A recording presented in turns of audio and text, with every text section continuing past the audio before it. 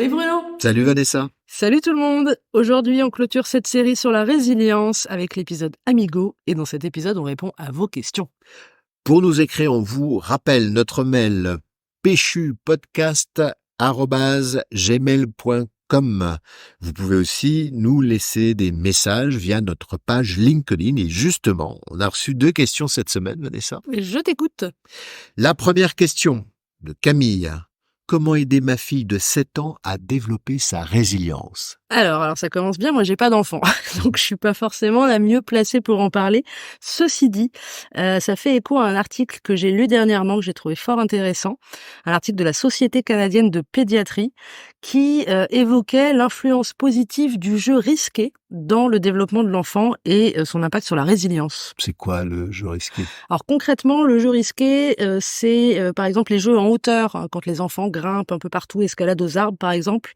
C'est aussi les jeux de vitesse, hein, le vélo, la luge, et de façon générale tous les jeux dans lesquels l'enfant va explorer son environnement, va bricoler quelque chose.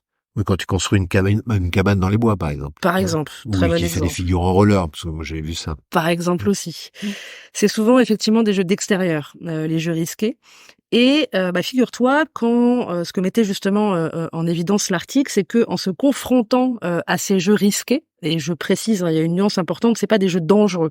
On est bien sur des jeux risqués, ça tu en parles mieux que moi, je te laisserai rebondir peut-être là-dessus juste après la différence entre risque et danger.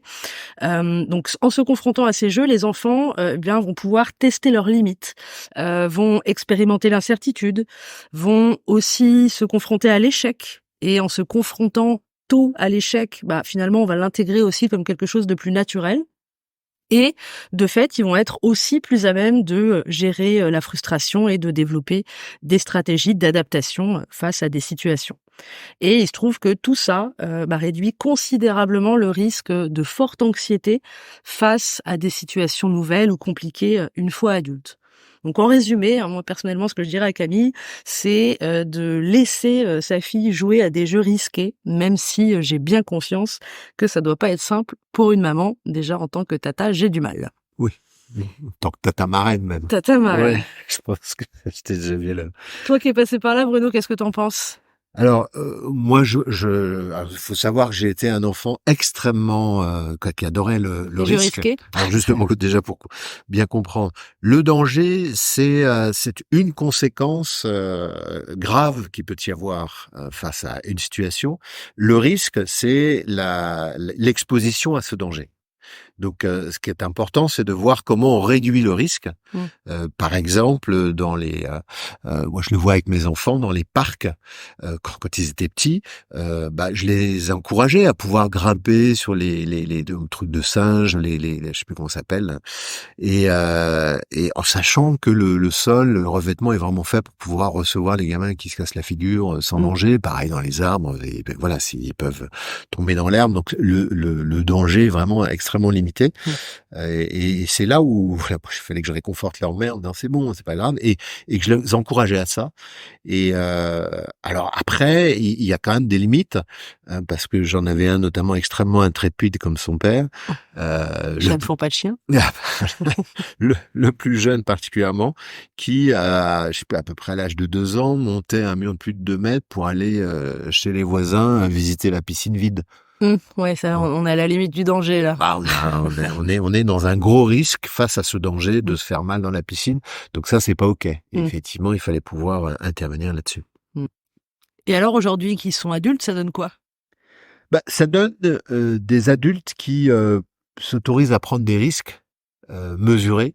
Là, c'est notamment dans le cadre du boulot. Puis moi, je les entraîne à ça en disant, fais ton expérience, t'as pas de conséquences. Au pire, voilà, on peut t'accueillir, donc ça va. Et vraiment, c'est le moment d'y aller, de tenter, d'expérimenter. C'est des bonnes périodes pour ça. Et voilà, et ils s'y prêtent, et ça permet en fait d'aller dans l'action. hein, le fait d'avoir cette résilience, ça et ça se développe parce que enfant, on a pu être traumatisé par quelque chose. Par exemple, j'avais ma mère qui avait tendance à traverser la rue quand elle croisait un chien au loin, et il a fallu à 18 ans, en fait, comme ça m'ennuyait de pouvoir avoir peur des chiens comme ça, je m'obligeais à passer dans les cafés où il y avait souvent des bergers allemands pour pouvoir m'habituer à me confronter, puis me sentir tout à fait à l'aise, au point que j'ai même un fils maintenant qui est un berger allemand, et il l'emmène chez ma mère.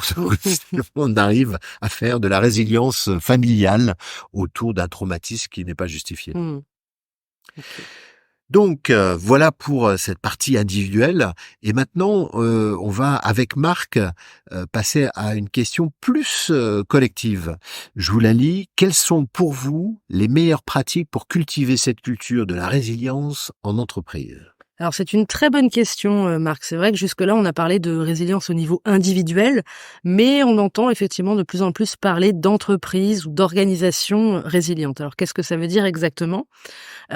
Au niveau de l'organisation, hein, la résilience, c'est, si on fait le parallèle avec la résilience individuelle, c'est, aussi un processus, un cheminement au cours duquel l'organisation et ses membres, vont subir un choc. Alors ce choc, ça peut être, une crise économique, ça peut être, un concurrent, qui, attaque, frontalement, un business model qui s'effondre. Bref, on parle, de traumatisme pour l'organisation et de la façon dont l'organisation va réussir à sortir plus forte, de ce choc. Ouais, moi j'ai le souvenir, parce que j'étais en informatique il y a quelques années, et d'IBM qui vraiment n'a pas su prendre le marché, et s'est fait prendre par tout le marché de la micro.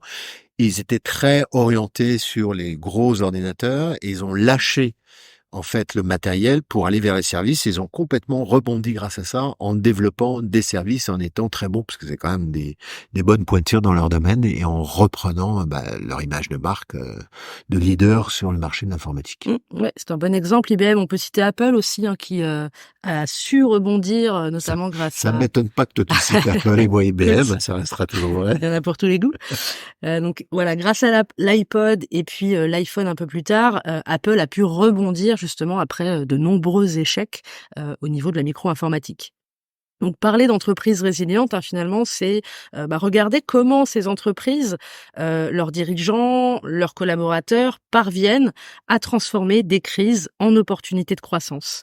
Et si on se penche, de près sur, ces histoires de résilience, on voit apparaître, certains invariants qui expliquent, ce processus. Ah oui, les invariants, tu peux en citer quelques-uns? Non?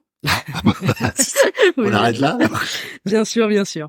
Donc parmi ces invariants, on peut citer, tout d'abord la nécessité d'avoir une stratégie, hein, on pourrait dire une vision, qui est claire, qui est partagée souvent, hein, qui vient du dirigeant.